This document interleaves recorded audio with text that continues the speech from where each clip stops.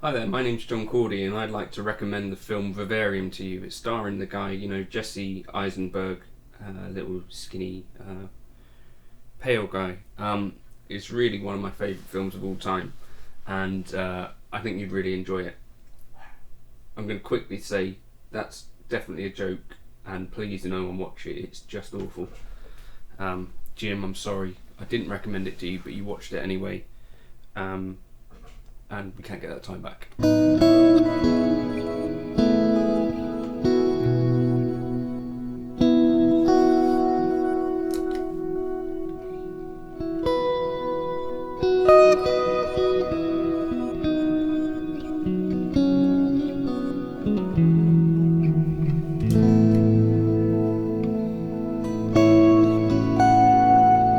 If you weren't already aware, the Polysustain is like a take on the Electro-Harmonix Freeze or the Game Changer Audio, something that I've been messing around with, making my own presets of for a while. My own Freeze kind of contraptions use about 20% DSP and the Polysustain uses 53%, so it's a lot more DSP heavy than what I'd worked out and what I'm still using in some ways, but I just wanted to talk about the Polysustain anyway, as I think there's some other things we can try with it and I can just show you how to use it and stuff. So it does this.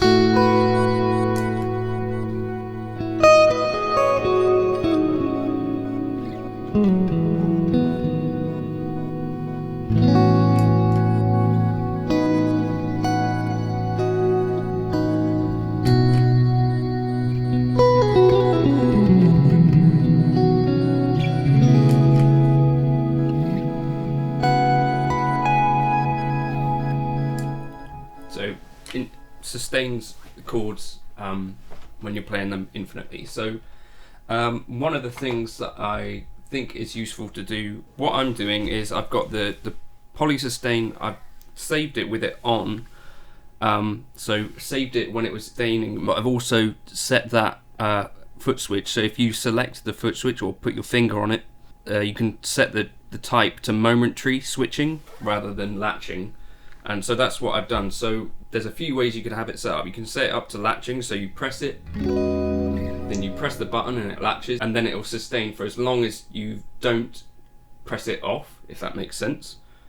Then the other way might be you set it to momentary, but so you then press every time you want it to be sustained, but as soon as you take your foot off, it will unsustain, if that makes sense. And then the other thing is if you save your preset with the Polysustain on, so save it in the latching mode and then switch after that once you've saved it as it being on in that state, then switch that from latching to momentary, and you can basically have it so it's always listening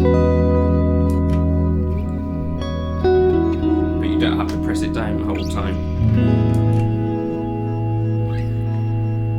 if that makes sense. So hopefully that makes sense. So what I did was, so step one, set up a Polysustain, play a note and turn the Polysustain on, then save your preset so the Polysustain is automatically on when you've got the preset opened up, and then put your finger over the Polysustain button and change the switching type from latching to momentary. That's, I think, what I've done, and in that way it can behave sort of more like a freeze pedal.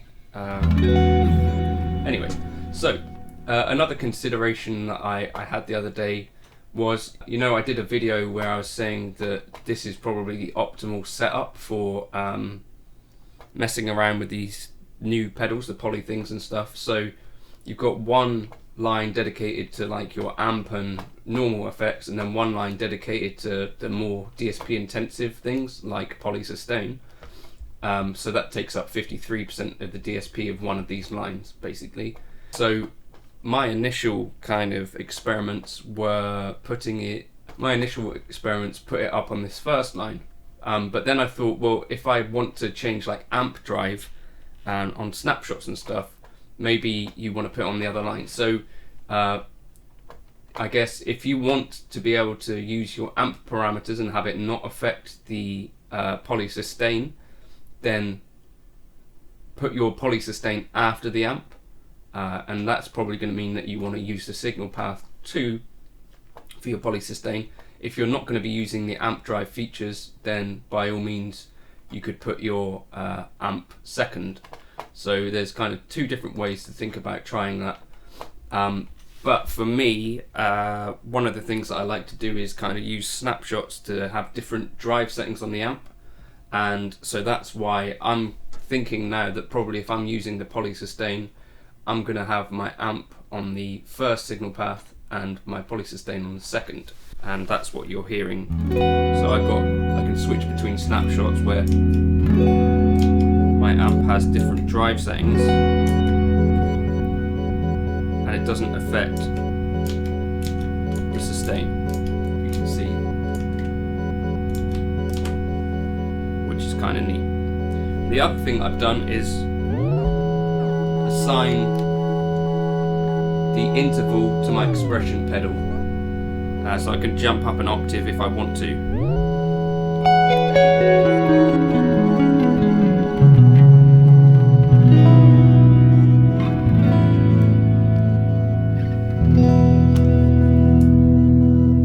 So that's kind of neat.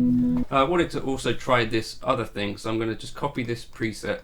Now I wanted to try one other thing, and that is this. So I'm going to put a different amp here. So I'm going to clear this block, and probably clear these as well. Now what I'm going to try and do is have two polysustains and see what happens. So the other polysustain I'm going to assign to another switch, and then maybe just, I don't know, what amp should we use? Something that we can use here which doesn't take up. So the A34 norm, like an AC30, doesn't use up much DSP at all.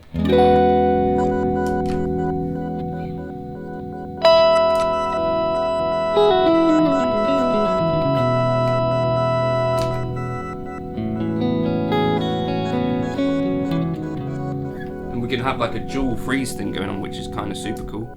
So I've got two freeze pedals now that are always listening. So if I just turn off the glitch a sec.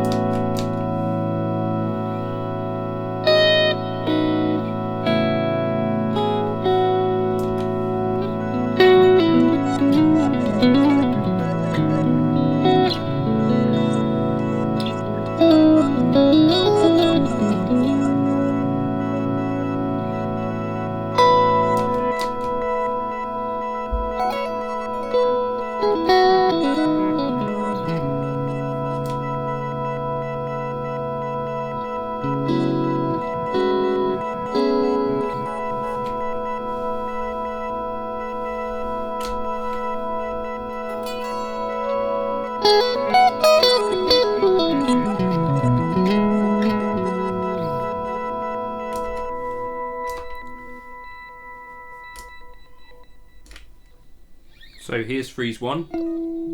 If I freeze, and then here's freeze 2. So 2 freezes, super cool. So that's something you could play around with. I'll drop this preset into the bundle as well. But yeah, just some thoughts about maybe if you want to use amp drive, you might want to put your polysustain after on the second signal path. Or if you're not doing that, there's no reason you couldn't put it on the first signal path. Or why not put one on each and just go nuts. Thank you for stopping by. Hopefully this was vaguely interesting and useful. If you could like and subscribe, that would really help out. And I'll catch you for another video soon. Cheers.